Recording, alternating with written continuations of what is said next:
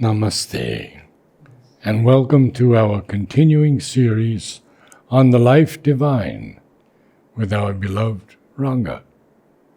Since we have this session only once a week, we have to get the sense of continuity in the link. Yes. So, I'll read out the summary of what he has said in the previous para. Then we'll get the sense of continuity. In the previous para, he has said, the absolute self, divine, spirit, being, transcendental, cosmic, are all one. But they are also the many, similar to each other, yet different. We may conclude that the many have all come from the one.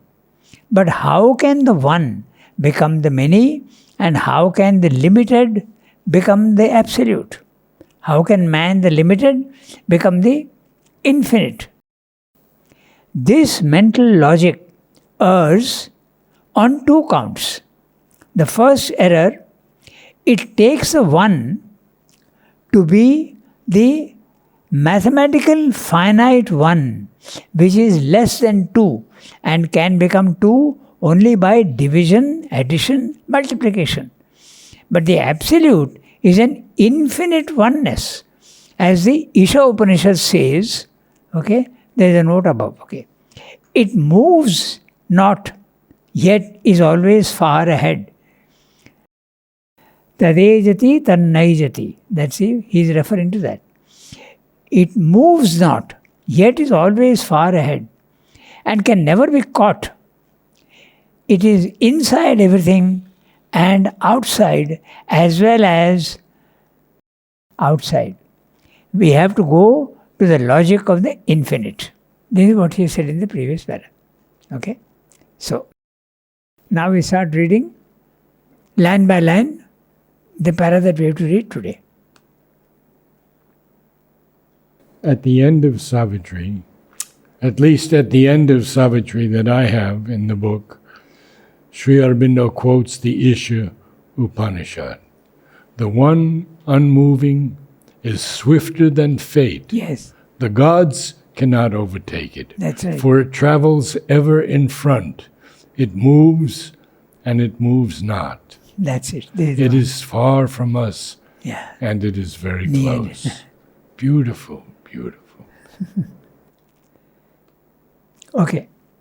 So, again, we see that there is an infinite pure status and immobile silence of the spirit. We see too that there is a boundless movement of the spirit, a power, a dynamic spiritual, all containing self-extension of the infinite. So, let's look at some of the sentence and the words that he has used. Again, we see that there is an infinite pure status. The word status means no movement at all, something static. So, if you enter into that consciousness, you feel that there is no movement at all. But that is the nirvana experience. That is the absolute liberation, peace, calm. Okay, no movement of any sort, no mental movement, no emotional movement, not even a physical movement. Your consciousness is absolutely static. You're just watching. That is one. But you also see that the spirit is moving, that there is movement in the physical world. In fact, non-stop movement. There is nothing static in the physical world. It looks static, but it is not static. At the atomic level, you see this constant movement. So, both the things are there and they seem to be opposites. That's the whole point. So, we see that there is a boundless movement of the spirit. Boundless. There is no limit to it. A power, dynamic, spiritual, all containing self-extension of the infinite. Now, he has used the word self-extension. The one becomes the many by self-extension. It extends itself. Like the glacier on the mountain extends itself into many movements of water, many rivers come out of it. So the one becomes the many. So it extends itself, it comes out. What is there inside comes out. So, extension. And the word extension is interesting because he considers always that the physical world is the extension of the divine. It's a manifestation, an oozing out, and that which is one is pouring out all the possibilities inside itself and creating the world. So you can say extension, you can say expression. It's an expression of the divine, the world. So here he has used the word extension. Our conceptions foist upon this perception, in itself valid and accurate, an opposition between the silence and status and the dynamics and movement. But to the reason and the logic of the infinite, there can be no such opposition. To us, he says, in the physical world, we see an opposition, we see a contradiction between the one and the many, between the formless and the form. Here he is talking of the static condition and the dynamic condition. They seem to be opposites. They are valid in the physical world, but they are not valid at the higher level of consciousness. That's what the contradiction is not valid. Our conceptions, when he speaks of conceptions, our mental conceptions, he uses the word foist upon this perception. Foist.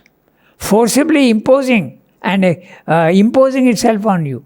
Your mental conception. This is a contradiction. It is insisting. It's not really so. Sometimes use a word very interesting. Okay, it forces upon you to accept that these are opposites. Okay, so in itself it is correct. Your perception that there are contradictions in the physical world is correct, but it's not correct everywhere. It's not correct when you go to the higher level of consciousness. In reason, it is acceptable. But when you go beyond reason, he is using the word reason and the logic of the infinite. There can be no such opposition. To the reason of the infinite and the logic of the infinite, this does not apply. Contradictions don't apply. Okay? So, even at our level, we can understand that the two are not opposites. But it's only a conception, it's not a reality. We don't see the reality. I can understand that the one becomes the many. It's possible to understand, but I don't see it. But in the higher level of consciousness, you actually see the reality, that there is no opposition at all. But at our level, faith comes in also. Yes. And that faith, reason doesn't admit faith. Reason says it should be logical. You are starting from a hypothesis. You are saying that this must be like that. It's a belief. But reason doesn't believe in beliefs. It wants proof. That's the whole problem. But that's the whole problem, because man thinks that reason is the highest faculty in man, which is not true at all. Faith is much more important. Intuition is important. There are so many other things that are more important than reason. Okay. Our conceptions foist upon this perception, in itself valid and accurate, an opposition between the silence and status and the dynamics and movement. But to the reason and the logic of the infinite, there can be no such opposition. A solely silent and static infinite, an infinite without an infinite power and dynamics and energy, is inadmissible except as a perception of an aspect. A powerless absolute, an impotent spirit is unthinkable. Because you are starting from the hypothesis of the Advaita philosophy. Satchidananda is the ultimate reality. Chit is consciousness and Shakti is force. You are saying that they are all one. So, a static condition in the spiritual point of view is that it contains the power but not expressing it. Like the 100-meter runner who is poised on his on your marks. He is static. It doesn't mean to say that he has no power to move. Or like the horse, in a horse race, what are they called? The barriers are down, okay, and the horse is ready to pounce. He is static, but that doesn't mean to say that there is no power in him. So that's what Srimad is saying. A static condition without any power is, mentally we can think of it, but it's inadmissible in spirituality. In spiritual condition, it's not possible. Because they are always together. They are never divorced from each other. A solely silent and static infinite, an infinite without an infinite power and dynamism and energy, is inadmissible except as the perception of an aspect. It's an aspect, but they are always together. A powerless absolute, an impotent spirit is unthinkable. An infinite energy must be the dynamism of the infinite. An infinite energy must be the dynamism of the infinite. And all power must be the potency of the absolute. An illimitable force must be the force of the spirit. They are always together, but expressed or unexpressed. And when the force is expressed, the movement only is seen, but not the consciousness behind. So they seem to be opposites, but there you see that they are always together. In the spiritual world, you see them always together. But the silence, the status, are the basis of the movement. An eternal immobility is the necessary condition, field, essence even, of the infinite mobility. A stable being is a condition and foundation of the vast action of the force of being. He says that without these static condition, there can be no movement. Again, we can go back to the image of the glacier and the rivers. If the glacier doesn't exist, the river can't exist. It is the static condition that allows the flow of the river. Without the Brahman, there can be no world. Without the world, the Brahman can exist. That's the immobile status holding the power back. In fact, in the Satchidananda, the supermental consciousness, the first status of the supermind is a self-contained power, no movement at all. The sea without waves. The second level, the waves start forming. It is expressing itself in movement. And then when it comes down to the last level, there is only movement and the static condition is hiding inside it. That's what he's saying. Okay. We can give many examples for this, and we have discussed it several times. Like the movement of the clock. Okay. Movement and static condition are both there in the clock. Okay. Let us say the second hand moves every 1 second. So, static movement, static movement, static movement. But here they seem to be different. When there is static, there is no movement. And when there is movement, there is no static. But are they really always together? Yes. If you go a little deeper, then you will see that they are always together. For instance, reduce that movement of the second, not to 1 second, but half a second, quarter second, 1/1,000,000th of a second. A static condition is there, 1/1,000,000th of a second, but it seems to be continuous. You won't see, no? Because in the cinema, for instance, the action seems to be smooth. Actually, it's broken up into 24 frames per second. You get the point? So, that which seems to be only movement is secretly 24 times it is static. So, they are always together. You don't see it, but they are always together. Okay? So, that's what he's saying. This is the, again I repeat, this is the truth of the Brahma is creating, Shiva is destroying, and Vishnu is maintaining the status quo. So Brahma is creating, Shiva is destroying instantaneously. But instantaneously again there is creation. So there is no gap between the destruction and the the creation. So Vishnu is the one who makes it appear as though it is static condition, always there together. Okay? So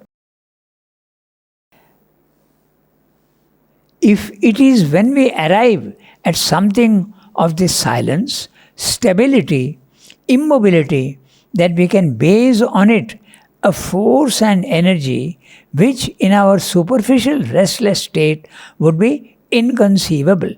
So this is what the yogi does. He reaches a condition where the consciousness is absolutely static. But he has the power to act in the physical world also. He can use that power. That's what he has to do. I'll read that sentence again. But the silence, the status, are the basis of the movement. An eternal immobility is a necessary condition, field, essence even, of the infinite mobility. A stable being is a condition and foundation of the vast action of the force of being. Stability is necessary so that the force can express itself. It is when we arrive at something of this silence, stability, immobility, that we can base on it a force and energy which in our superficial restless state would be inconceivable. Okay, so when the yogi goes to the nirvana consciousness, he is in a static condition and he sees the physical world as unreal.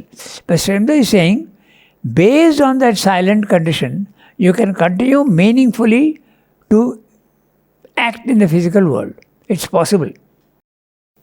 Some of them are saying not possible, but he is saying it is possible. Okay. Is anyone saying that other than Sri Aurobindo? They don't go into such tremendous detail. They don't go into such tremendous detail. But the very fact that you have the conception of Brahma, Vishnu, Shiva says that yes, they have seen the reality. Okay, so the opposition we make is mental and conceptual. In reality, the silence of the spirit and the dynamics of the spirit are complementary truths and inseparable. The immutable silent spirit may hold its infinite energy silent and immobile within it, for it is not bound by its own forces, is not their subject or instrument, but it does possess them, does release them, is capable of an eternal and infinite action, does not weary or need to stop, and yet all the time its silent immobility inherent in its action and movement is not for a moment shaken or disturbed or altered by its action and movement. The witness silence of the spirit is there in the very grain of all the voices and workings of nature. These things may be difficult for us to understand because our own surface finite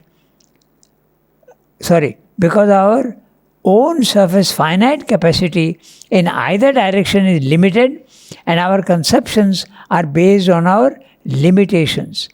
But it should be easy to see that these relative and finite conceptions do not apply to the absolute and infinite.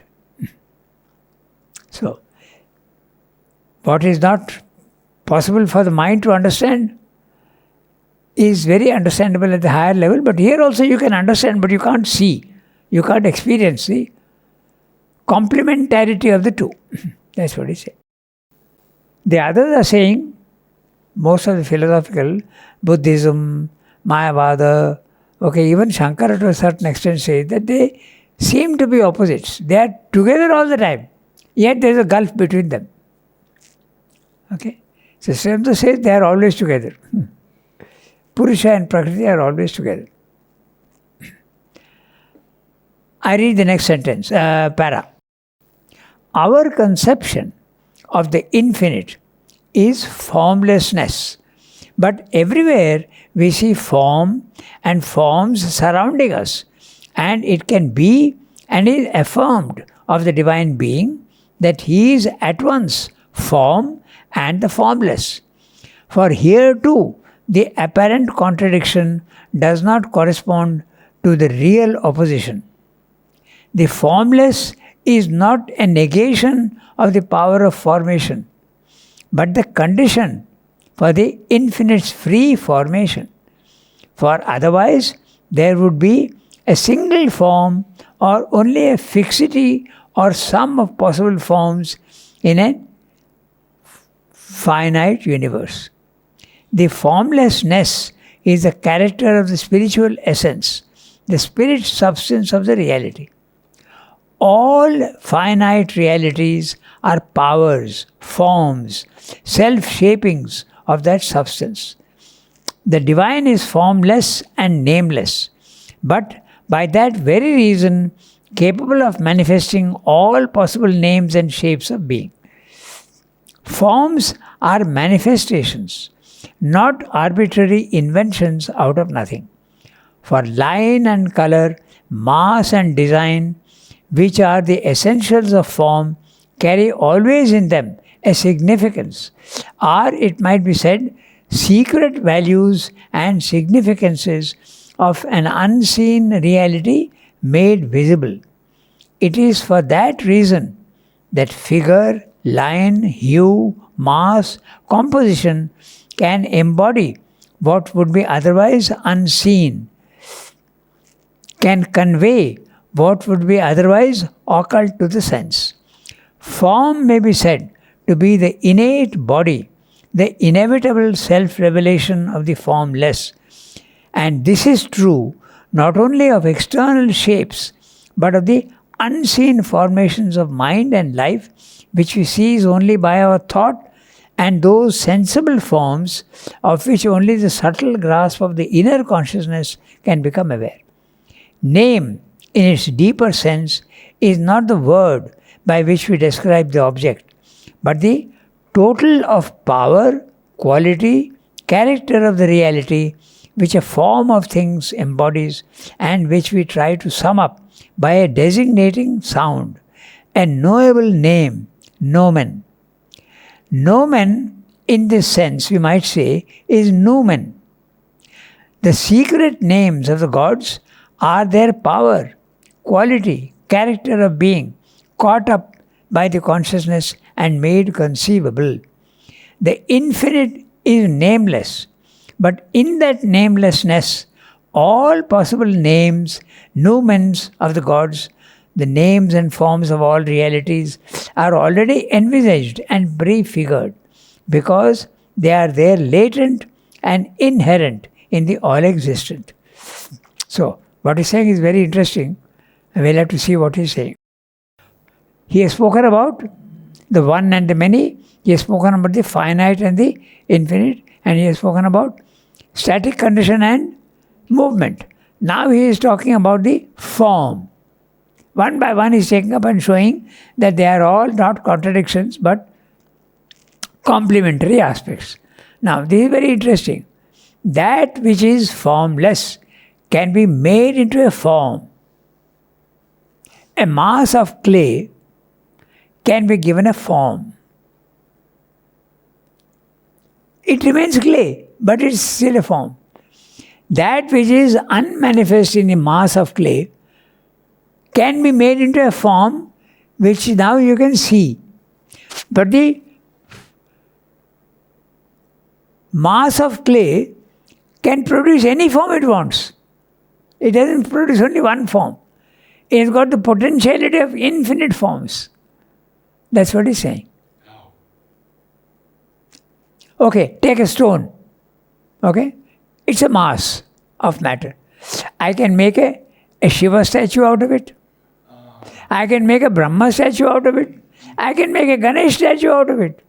So these forms are all contained in that mass of the stone. So they are not opposites. They are all unmanifested in that mass, the formless, which can take any form it wants. So when Michelangelo said he was releasing the form from the stone, Exactly. That's exactly what is being said. So the formless can produce any form it wants. Now that raises very interesting things.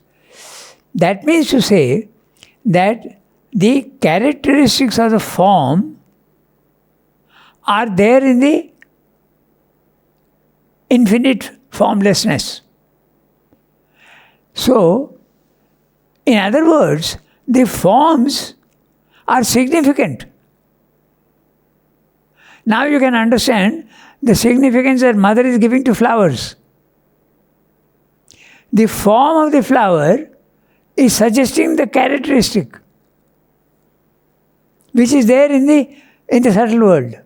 So she goes there to see what is that form expressing. And Srimda is using words with graphic arts. He is talking of, although Srimda said that is the secret of graphic arts was open to him in jail, subtly. Now look at that. Line, color, mass, design. He is talking of art. and the flower also. Yes. Some flowers have 5 petals. There's significance. Some have only 7, sometimes 3, sometimes infinite stamens coming out. So each thing is a form derived from the formless. So each form that you see is significant. It's an interesting thing what he's saying. You have to go to the formless to see what is the significance of the form. Ramakrishna also remarks about this. He says that through the form, which is limited, you can see the reality of the formless.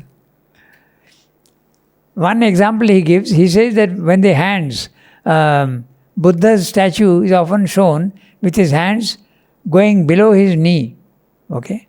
Normally it doesn't. When you stand up, your hands will be above the knee. But that is significant, he says. So this is the form suggests the truth of the formless. Mother's significance of flowers is very interesting. That's exactly what is being said. Each form, she looks at the form, goes into the formless and sees the reality that it is expressing. So it's actually more than feeling the vibration of the flower, it's actually seeing the form. Yeah. That's interesting. So the whole paragraph is just that. And he is saying that to us when we see a painting, okay, we just see the painting. But to the artist, the line, the form and all these things make a lot of, they're suggestive to him of reality behind the form. When I started doing photography, I was told to look at these principles, okay? So, for instance, I'll just give you very simple. When a line is horizontal in a painting, okay, it suggests calm, peace, static condition. Okay. When there is a diagonal, it suggests power and movement.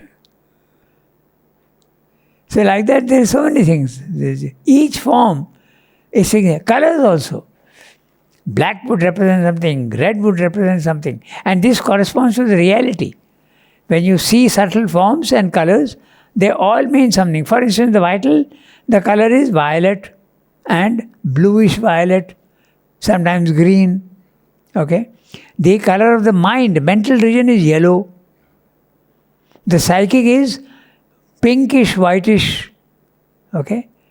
Then the supermind, we know, is a golden color. So all these colors, forms are all suggestive of the formless. Those things which are hidden they are coming out and expressing themselves. That's exactly what he's saying in the para. Now if you reread, we'll see that it is very clear.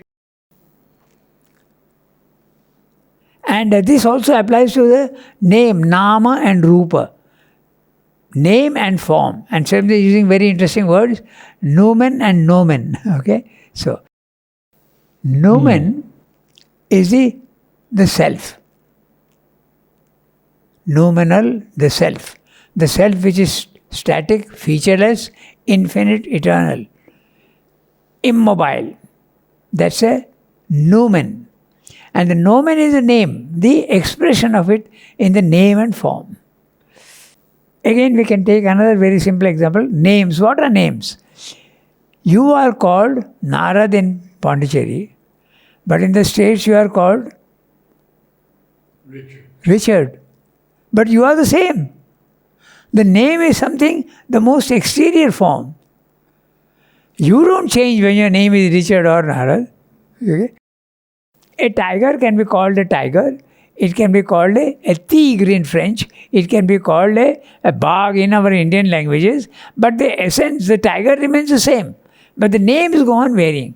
So all the forms that you see in the physical world are only name and form. But the reality of this is in the infinite. That's what he's saying. There's a connection between the two.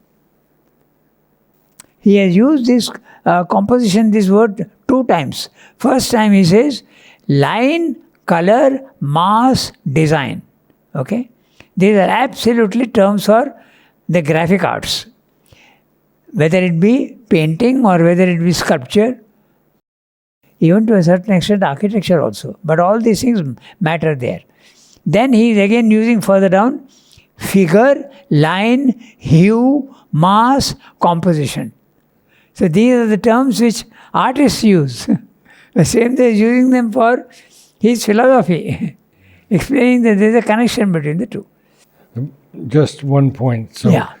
when he says all are already envisaged and prefigured, Where the very, exactly? very last sentence. Last sentence. I'll read the last sentence.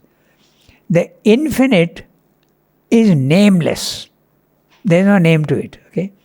But in that namelessness, all possible names, noumens of the gods, the names and forms of all realities are already envisaged and prefigured because they are there latent and inherent in the all existence. Now it's very clear. You take a mass of clay, all the possible things that you can make out of that clay, the forms, are there already in it. Take a stone, all the images that you want to make are already there inherent in it. Okay? So, it becomes clear from these considerations that the coexistence of the infinite and the finite, which is the very nature of universal being, is not a juxtaposition or mutual inclusion of two opposites, but as natural and inevitable as the relation of the principle of light and fire with the suns. So now we can understand. Okay?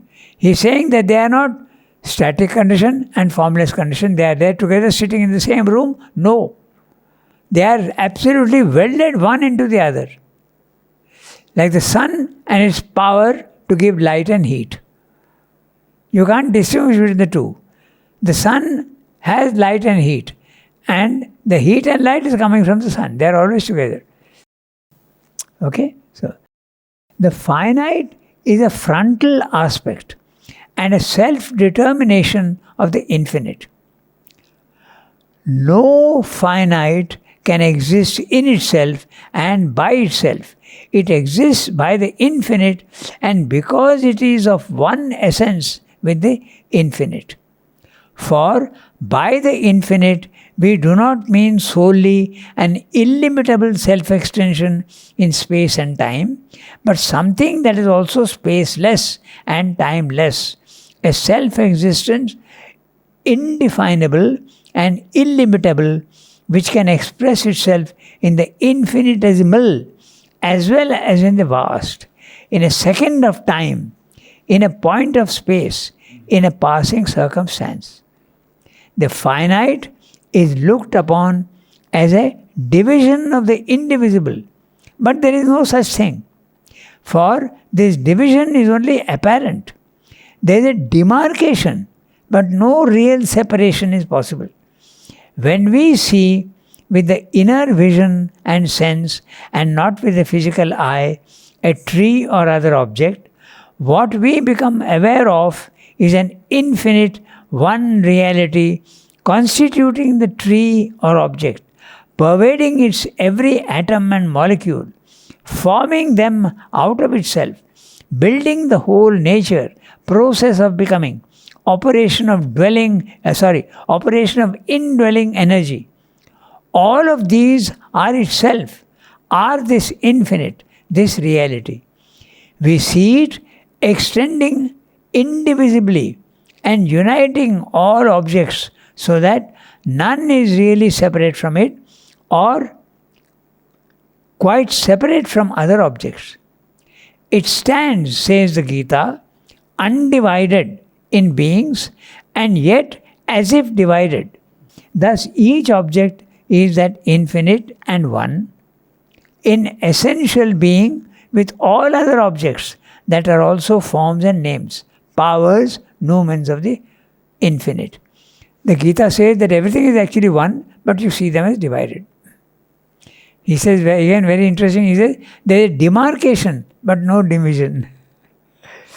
So when you are in the normal consciousness of man, you see the division.